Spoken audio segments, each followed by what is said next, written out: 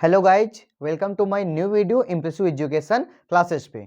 आज हम देखते हैं इसी क्रम में अवतल दर्पण से प्रतिबिंब बनने के लिए जो कंडीशंस हैं उसमें से जो very very most important condition है जब वस्तु वक्रता केंद्र पर स्थित हो। ये बहुत ही मोस्ट इंपॉर्टेंट है, ये कई बार बोर्ड एग्जाम में पूछी गई है। तो आइए हम देखते हैं। जब ये थर्ड नंबर कंडीशन है, अगर आपने इसके पहले के वीडियो नहीं देखे हैं तो प्लेलिस्ट में जाकर देख सकते हैं, वो भी मोस्ट इंपॉर्टेंट है। ये वीडियो तभी समझ में आएगा जब आपने पहले वीडियो देखे हैं। जब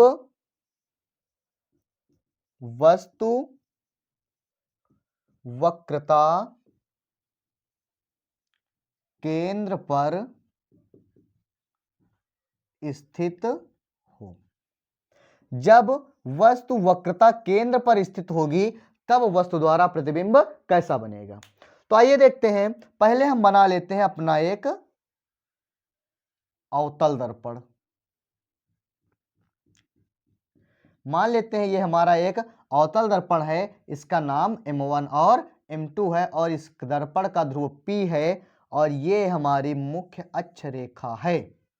इसका केंद्र मान लेते हैं सेंटर, यहाँ पे C है और थोड़ा सा दूर मानते हैं। यहाँ पे मान लेते हैं इसका सेंटर C है और इसका मुख्य फोकस F यहाँ पे है। जैसा कि क्वेश्चंस में लिखा हुआ है कि जब वस्तु वक्रता केंद्र पर स्थित हो तब वस्तु का प्रतिबिंब कैसा बनेगा। तो हम रख लेते हैं अपनी वस्तु को वक्रता केंद्र पर। इसका नाम दे देते हैं ए बी। ए बी एक हमारी वस्तु है जो कि वक्रता केंद्र पर रखी हुई है। अच्छा, इसके पहले बताया गया था कि जब भी हमारी किरण जो वस्तु जहां पे रखी होगी उससे दो किरण ले जाएंगे। एक किरण ले जाएंगे मुख्य अक्ष के समांतर और एक किरण लेके जाएंगे उसके जस्ट आगे जो बिंदु होगा, सेंटर है यानी वक्रता केंद्र, तो वक्रता केंद्र से लेके जाएंगे। मुख्य फोकस है तो मुख्य फोकस से लेके जाएंगे। तो अब इसके आगे कौन सा बिंदु है? मुख्य फोकस है, तो पहली किरण हम ले जाएंगे मुख्य अक्ष के समांतर। मुख्य अक्ष के समांतर जाने वाली प्रकाश की किरणें परावर्तन पश्चात कैसी होती हैं? ये मुख्य फोकस से होकर जाती हैं। तो ये हमारी किरण चली जाएगी मुख्य फोकस से होकर।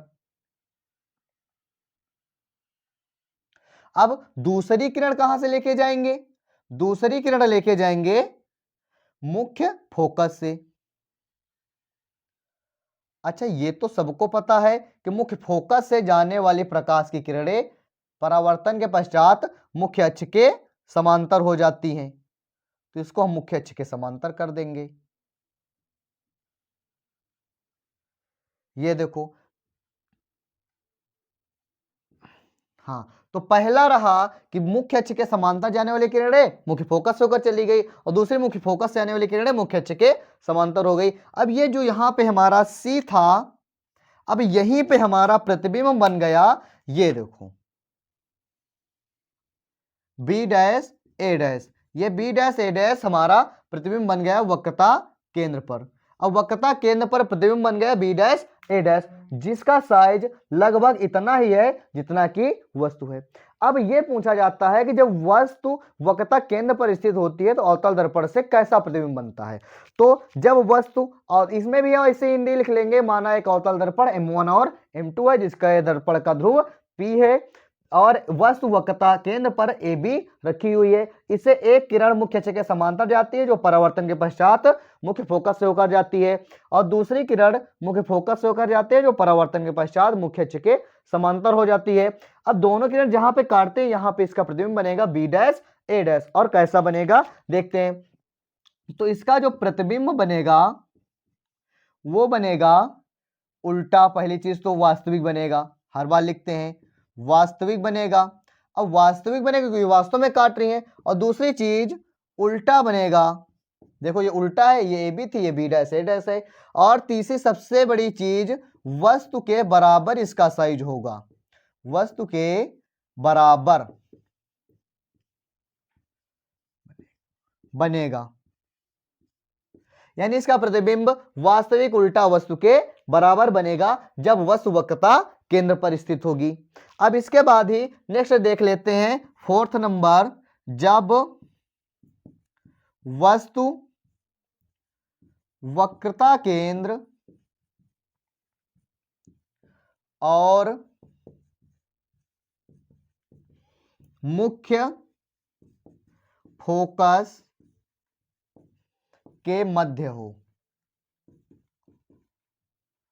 जब वस्तु वक्रता केंद्र और मुख्य फोकस के मध्य हो तब कैसा बनेगा?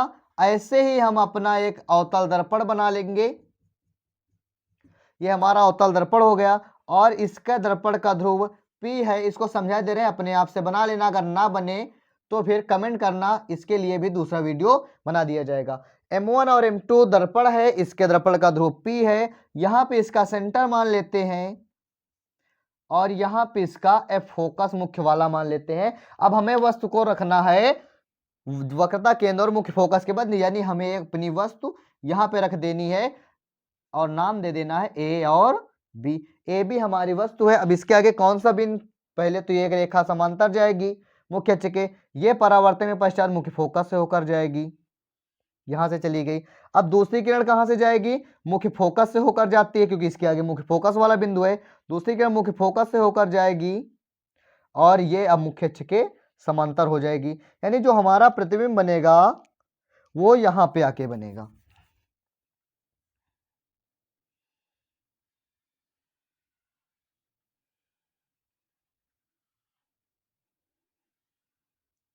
अब वस्तु का प्रतिबिंब बनेगा कैसा? इसको मान लेते हैं A डैश B डैश, ये है। अब वस्तु का प्रतिबिंब बनेगा, इसको भी लिख लेंगे कि अब ये वस्तु का प्रतिबिंब वास्तविक तो है ही, ये तो पता ही है कि वास्तविक बनेगा। दूसरी चीज उल्टा बनेगा और तीसरी वस्तु इतनी बड़ी तो प्रतिबिंब इतना बड़ा बन रहा है, तो वास्तविक उल्टा और वस्तु से बड़ा प्रतिबिंब बनेगा।